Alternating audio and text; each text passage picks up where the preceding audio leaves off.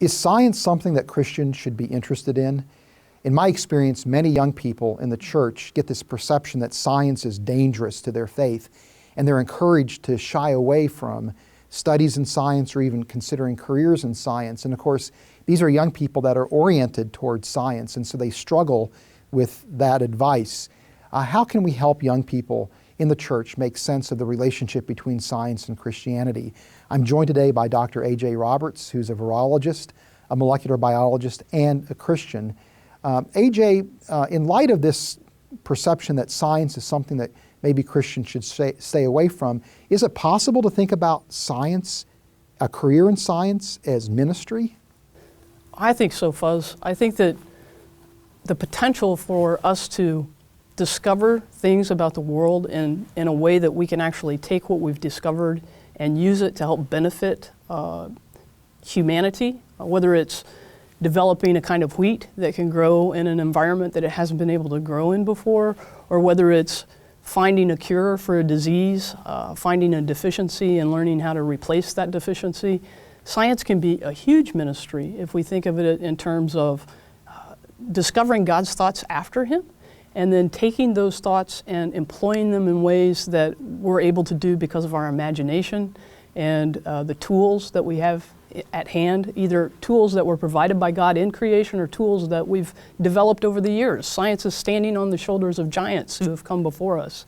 But to be able to take that and to serve one another and to make our lives easier and better and maybe ameliorate or mitigate some of the suffering that we experience, scientists have the potential to do that type of work, and I think that's a very honorable pursuit.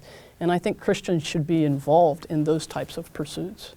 Now, another way we could think about ministry too would be that people are watching us. Absolutely. And so what advice would you give to a young person who now sees their work in studies in science as part of ministry, looking to serve people, but there's a certain way they should go about serving people in that capacity, right? Well, I think it's a great point that you bring up, that people are watching us, and we want to do what we do with the passion that God's placed inside us. So if you have a passion for science, you should pursue that to the best of your ability and do everything that you do with a level of excellence as unto God.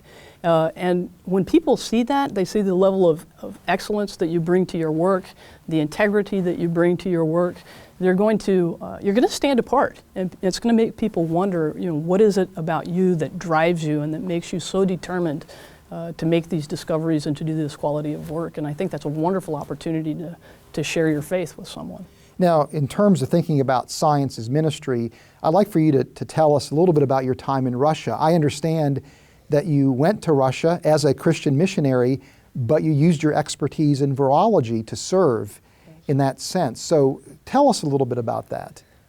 I actually think of Christian mission work in two different ways. I'm going with a message that I think is of eternal significance. But if I'm not going in a capacity where it can help somebody practically, then I think it's hard to have a platform to say that I care deeply about your suffering, I care deeply about your situation, and I have good news that I want to bring to you, but in addition I want to help alleviate the situation you're in. So in 2001, the HIV/AIDS crisis was growing more quickly in Russia than any place else in the world. The rate of infection was increasing more rapidly than any place else.